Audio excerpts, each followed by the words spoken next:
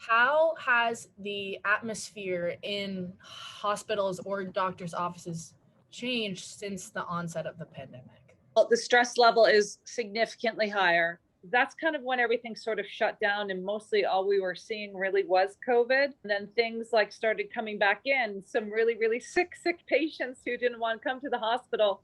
So we had to mix in, seeing COVID and non-COVID. The politicization of medicine, which kind of corresponds with like the trust of providers. But I think the malicious distrust is not so good. I think that probably will or has contributed a lot to physician burnout. It's just almost like the idea that the physician is almost like the bad guy in the situation now. COVID slows everything down. The gowning up, for me in the emergency department, right? I have to gown up and then I have to, remove everything when I leave so I don't contaminate everything else. I don't just work in a COVID unit. But there's a growing divide between patient and provider. I think that that's kind of where a lot of the growing distrust originates from, is the fact that physicians have been wrong. I don't think people expected science to be this as messy as it is. Like, people can be wrong. I think it's a really interesting kind of parallel between like two levels of understanding.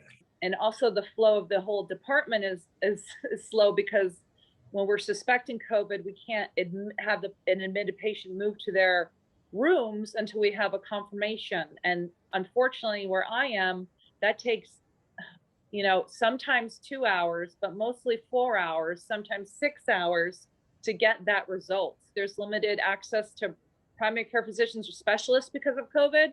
So people are coming to the ER even more with either being sicker because they haven't had access to care, or just more of them because they can't get care anywhere else. For me, as far as efficiency, the only thing that really matters is making sure patients remain safe. And so when you have a big bottleneck and backup in the waiting room, we have potentially very ill patients sitting out there that we can't get back in to treat.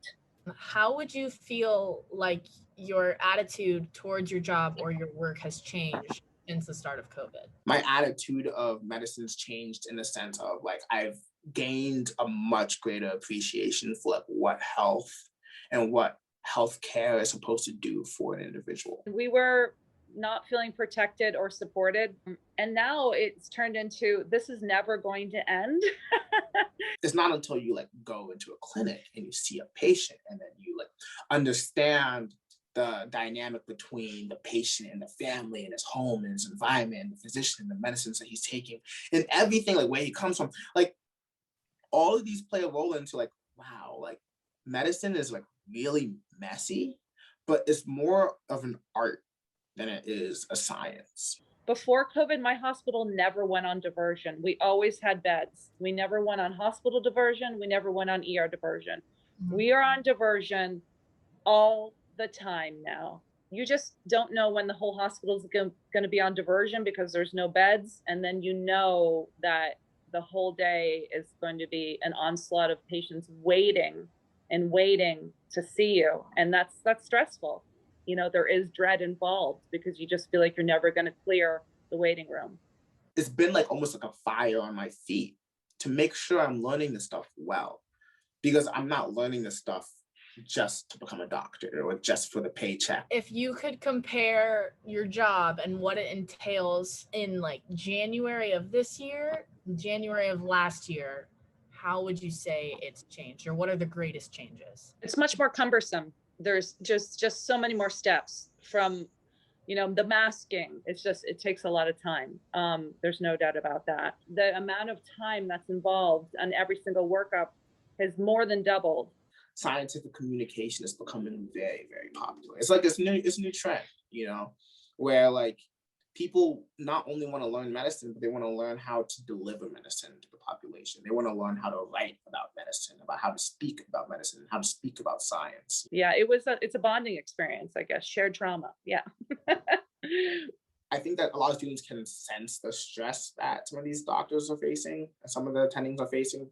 Like, doctors are busy, very, very busy. COVID has definitely made them a lot busier. Do you ever feel like your workplace is going to go back to normal? I don't think it's ever going to go back to normal. I know that no one I work with ever thinks it's going to go back to normal. I just feel like it's always going to be there. Long term, how do you think that this pandemic will affect the medical field as a whole? I think we're going to be more prepared for it when it happens again in a different way. I think we've learned a lot of lessons. Telehealth, like, is good in the sense of efficiency. It helps like speed things along, but it is incredibly depersonalizing. There's like an art to medicine, and that art is severely impacted by like not being face to face.